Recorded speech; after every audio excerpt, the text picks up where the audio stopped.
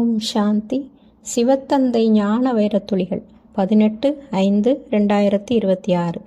இனிமையான குழந்தைகளே, நாம் ஈஸ்வரிய குடும்பத்தினர். நாம் நமது மறைமுகமான தெய்வீக இராஜாங்கத்தை ஸ்தாபனை செய்து கொண்டிருக்கிறோம் என்ற இதே ஆன்மீக போதையில் இருங்கள். குழந்தைகளிடம் எந்த ஒரு பழக்கம் உறுதியாக இருந்தது என்றால் நாள் முழுவதும் குஷி நிறைந்திருக்கும்.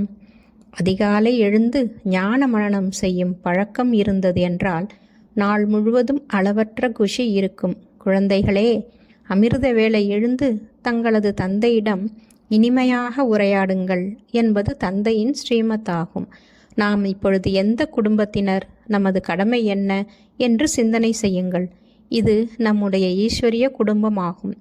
நாம் நமது புதிய இராஜாங்கத்தை ஸ்தாபனை செய்து கொண்டிருக்கிறோம் என்பது புத்தியில் இருந்தது என்றால் நாள் முழுவதும் குஷி அமைந்திருக்கும்.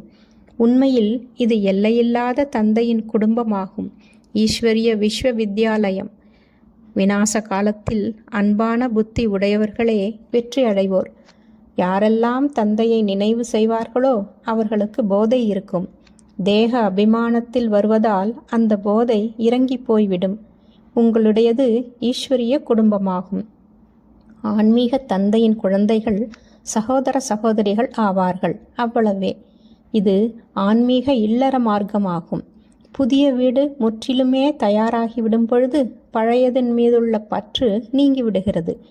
புதியது அமையாதவரை கொஞ்ச நஞ்சம் மராமத்து ஆகியவை செய்து கொண்டே இருப்பார்கள். பிறகு மனம் அகன்று விடுகிறது.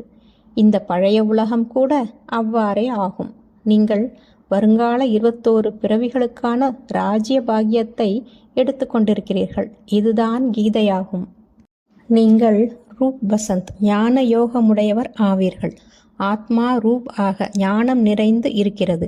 பசந்த் நடைமுறை யோக வாழ்வு இருக்கிறது. இவ்வளவு சிறிய ஆத்மா அழிவற்ற பாகத்தை ஏற்று நடிக்கிறது. ஆத்மாக்களுக்கு தந்தையின் அறிமுகத்தை அளிக்க வேண்டும். இப்பொழுது பாரதத்திற்கு மிகவும் உயர்ந்த நன்மையாகி கொண்டிருக்கிறது. அனைத்து ஆத்மாக்களும் தூய்மையாக ஆகி முக்திதாமத்திற்கு சென்று விடுவார்கள். நீங்கள் இருப்பதே பாரதத்தின் சேவைக்காக. சாட்சாத்காரம், காட்சிகள் ஆகியவற்றிலோ மாயையின் பிரவேசம் நிறைய ஆகிறது.